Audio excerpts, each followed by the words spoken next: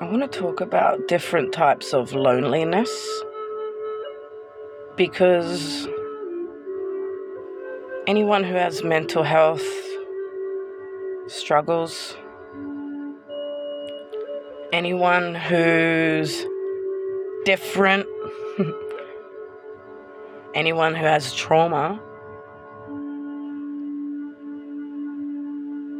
it's a different type of loneliness to be out there in the world, to be surrounded by people, having conversations, exchanges, making connections. But I look back at who I was just a few years ago, like the friendships I had and the relationships I had, with colleagues and just the different layers and different even levels of friendships, right? Because you get friends who are just, someone who you'll see who's part of the group who you'd never actually get close to. And then there's the friends who you just see on the weekends, but then there's the ones who you actually would talk to and spend time with, and the ones who their families. Like, it's different. And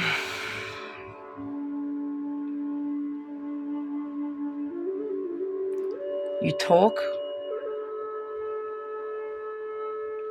and you can't, it's not like you can't connect, because you do. You relate to a lot. What you find when you have trauma is, like, it's not like it's a competition. It's not how I'm trying to say, but you always know that you're the heavy one. You're the one who's been through the mill. Like, you're the one who has to really try and search for that positive childhood story when everyone else is just like, remember this birthday? Remember this? Remember when your mum used to do this and your dad used to do that? And you're like, no. And you're always the one who people feel safe to share their problems with, because you get it. And you care. You're an empath. You will take it on. You are a fixer-upper. You are a people pleaser. You're a self-sacrificer. And I can't speak for everyone, but for me, I have always had it inside of me that I can't handle seeing anyone suffer. If I'm around and someone's going through something, I can't not do anything. I don't know if it's the guilt or if it's the need to fix, and more so, I never want to be the cause of it. So it's like you care so much, and by caring so much, too much even, you just become a magnet for all these things, and you're the one who's always available. You're the one who's always there. And it's so easy to kid yourself over the years that you actually had people around you who cared about you.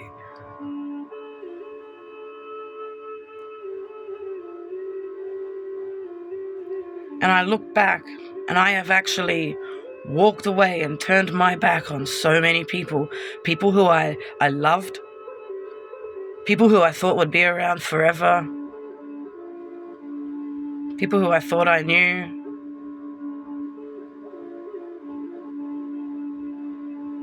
But it's because no matter what they said, I always felt that they didn't know me on the same level I knew them. Like I will know your favorite color, your lucky number, your favorite food, your allergies. I will know your schedule so I know when it's a good time to call or not. I know your boundaries and your hates and your dislikes and your pet peeves to not piss you off.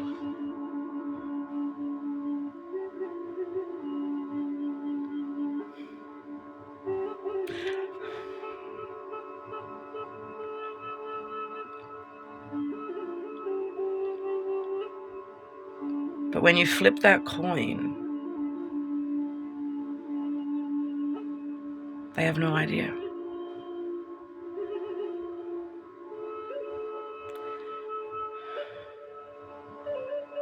And it's like you have to cap where you communicate, engage, and what you let out. And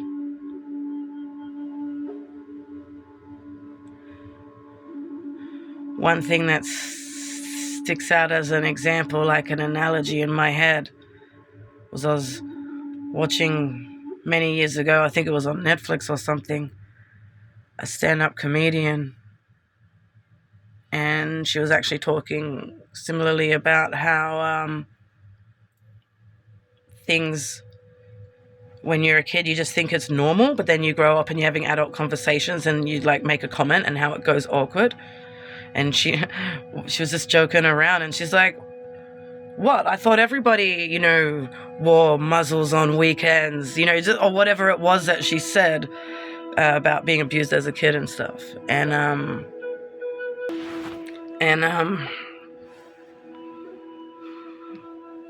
it's what it's like. You can't share stories and have people understand. It creates an awkwardness. And when they share theirs, you're like, and then you don't understand. Because you don't know what it's like to have your mum do that for you. You don't know what it's like to have your mum you just don't know what it's like. And you can't relate. And you just have so much inside you building up. And there's just no one to turn to. And there's just all these people around, all this noise, and you're just there. Yep, smiling and nodding. It's like you're just there for everyone else in a role. And it wears you down. And you lose more and more of yourself each day. Then there's that other kind of loneliness, where you're removed from everyone because it's too much. And you're doing every single thing by yourself. You go without hearing a voice, without using your own. You don't speak. You don't hear the sounds of life.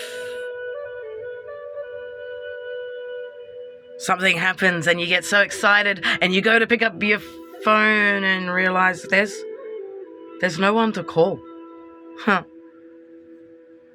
What a loser, is...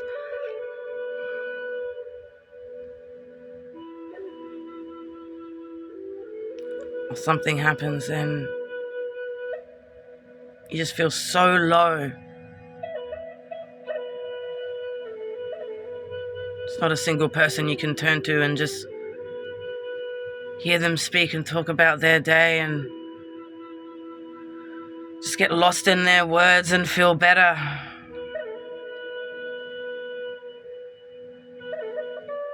No one who can tell you It's gonna be okay. No one to laugh with. No one to make plans with, share things with.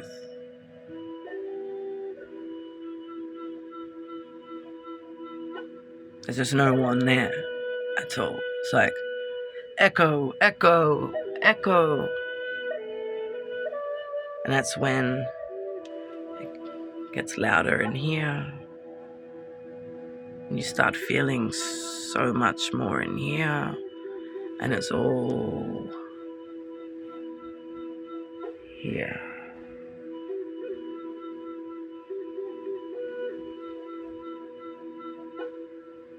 It brings you to a crossroads.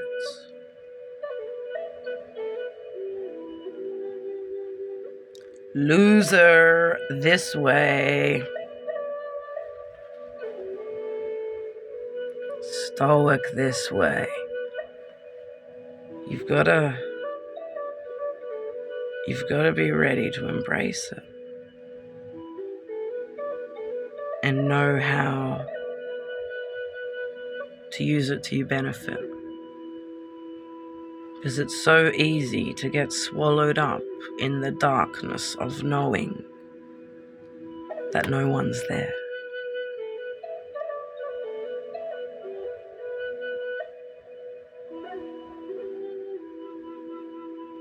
And that's what isolation is.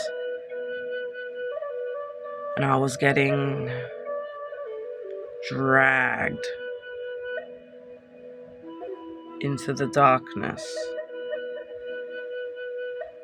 because every day was just so hard and I just couldn't do it anymore.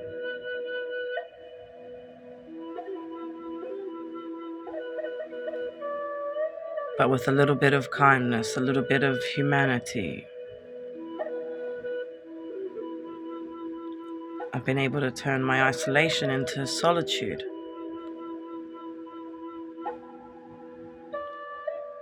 And that's a different type of loneliness.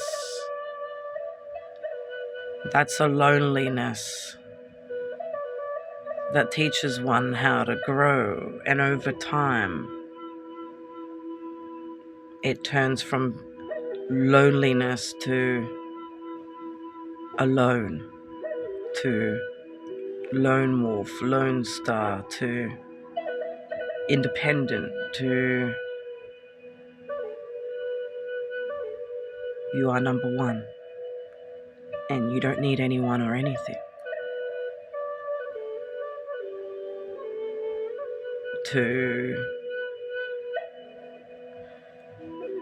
It's weird because it's like I have this feeling I don't need anyone or anything inside to feel whole and be true to myself. But in life, to get by, it's impossible without help. So being seen is important, but it doesn't mean you have to be surrounded by humans. It means when you step out into the world, I need to be seen when I deal with humans, when I step out into the world. And the people I connect with now, I'm very select. Very, very select.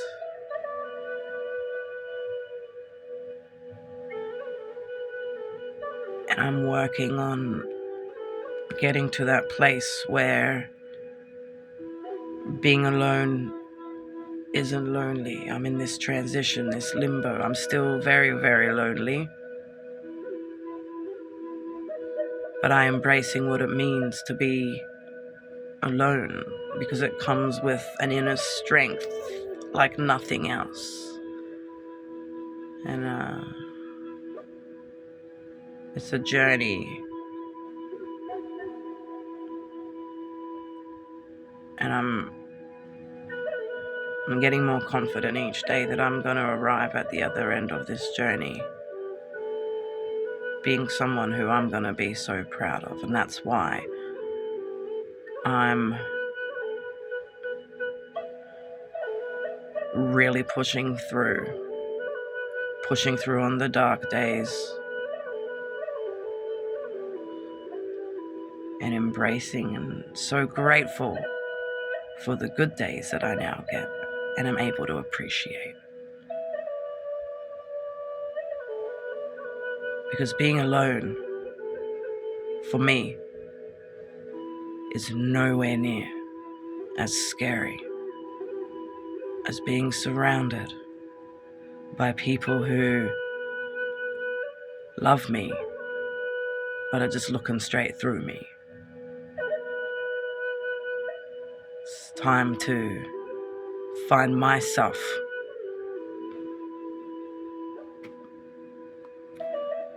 A journey that is worth every moment of loneliness along the way.